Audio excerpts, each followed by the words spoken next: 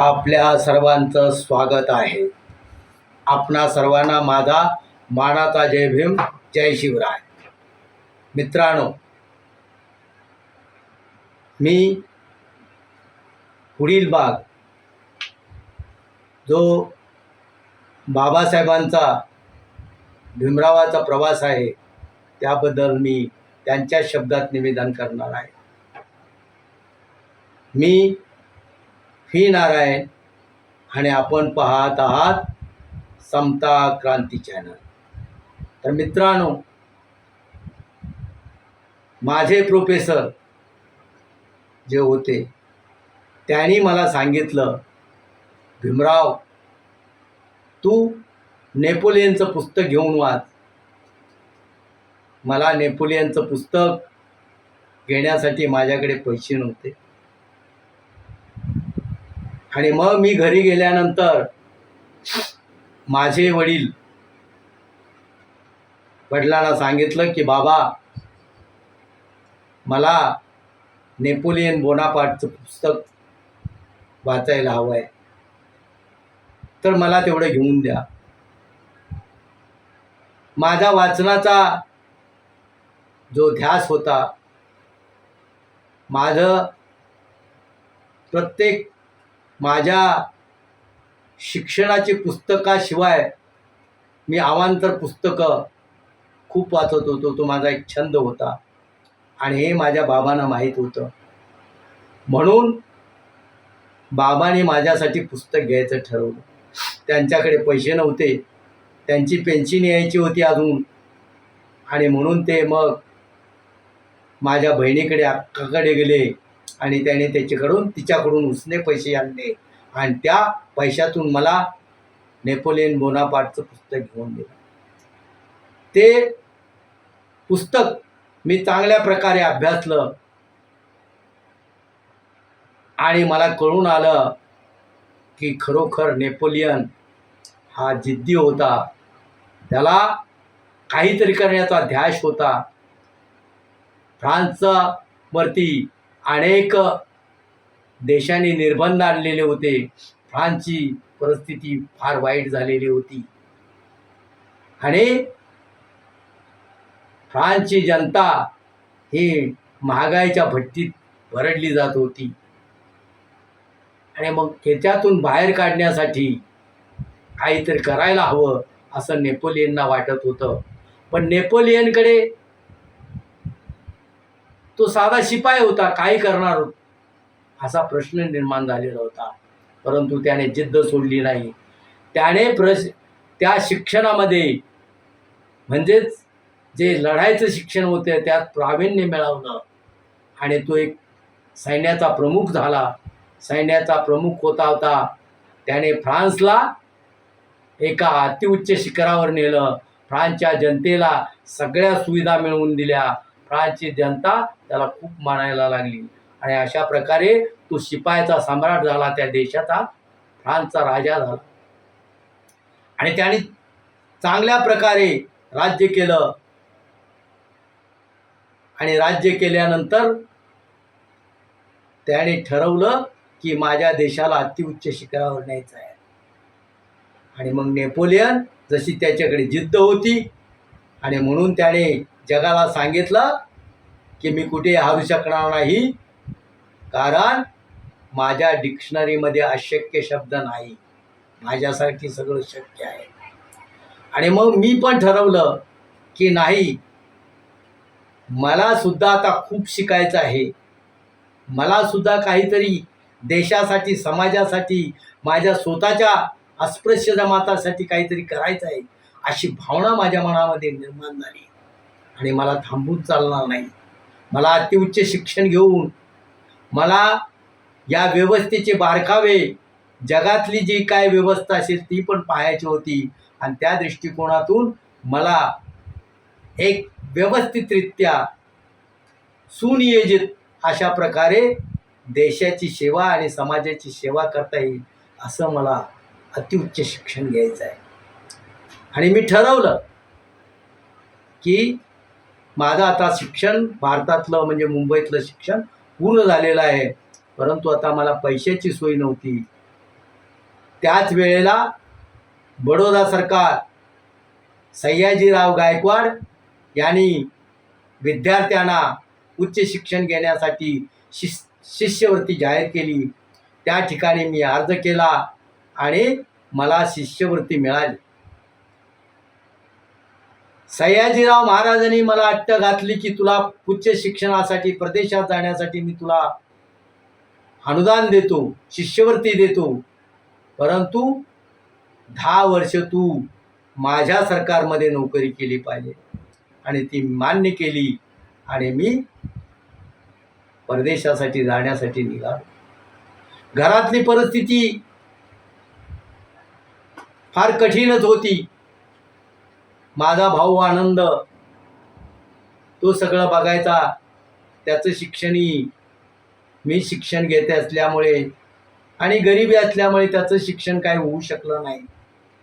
आणि तो मग कसा बसा वडिलांना हातभार लावत होता. माझं लग्न 10वीला असताना झालेलं होतं आणि माझी बायको रमा ही फार प्रेमळ प्रवृत्तीची होती.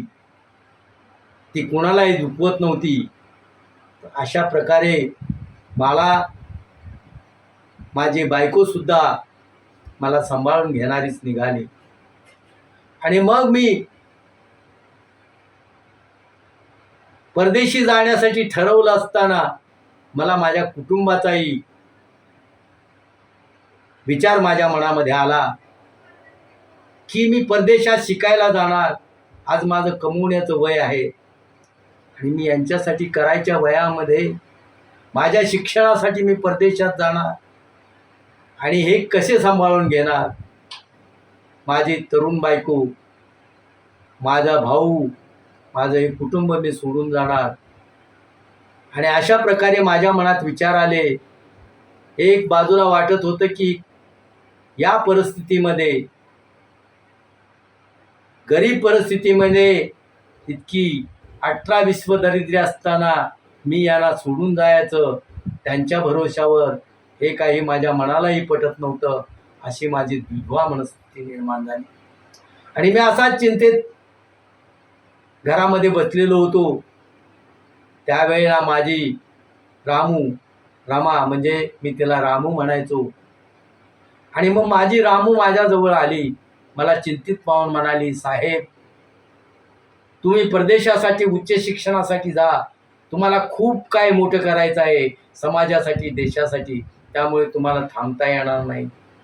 माझी चिंता, आपल्या कुटुंबाची चिंता बिलकुल करू नका. मी सगळ्यांना सांभाळून नेईल. मी सगळ्यांची व्यवस्थित पाहील. तुम्ही निर्धास्तपणे जा. आमची काळजी करू नका. शिक्षणाकडे लक्ष द्या. इकडचा विचारसुद्धा मनात आणू नका. मी सगळं सावरून नेईल. आणि रामूने भरोसा दिल्यानंतर मग माझ्या मनात चैतन्य निर्माण झालं की ठीक आहे, माझी रामू जर एवढी धैर्याने बोलते तर मला उच्च शिक्षणासाठी घेण्यासाठी जावंच लागेल. आणि मग तो दिवस उजडला ज्या दिवशी मी कोलंबिया विद्यापीठाला शिक्षणासाठी जाणार होतो. मी बोटीने अमेरिकेला जाणार होतो. आणि मग मी मुंबईच्या बंदरावरती आलो. त्या ठिकाणी मला अनेक जण निरोप देण्यासाठी आले.